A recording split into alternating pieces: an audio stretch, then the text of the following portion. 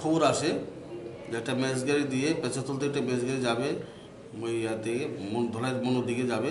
ওই গাড়িতে একটা ছেলে কিছু ড্রাগস নিয়ে যাচ্ছে। ওই খবরের ভিত্তিতে আমরা থানার সামনে নাকা পয়েন্ট আছে, ওখানে আমরা উত্তরতে বসে থাকি।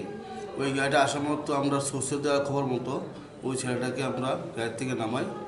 নামানোর পর যখন ওকে সার্চ করা হয়, তার পকেট থেকে 59 কোটা ব্রাউন সুগার, একটা মোবাইল এবং ক্যাশ 4,000 টাকা পাওয়া যায়। সে প্রথম করে সে পাঁচাতল দিক দিয়ে আসছিল, যাবে তার বাড়ি ধলাই পিএসএ যে ছিল একটা পিএসএ আন্ডার ময়নামা তার বাড়ি। বাজার মূল্য এগুলি কত 18 থেকে 20,000 টাকা হবে। তার নাম হলো জিঙ্কেল চাকমা, বয়স 30 বছর।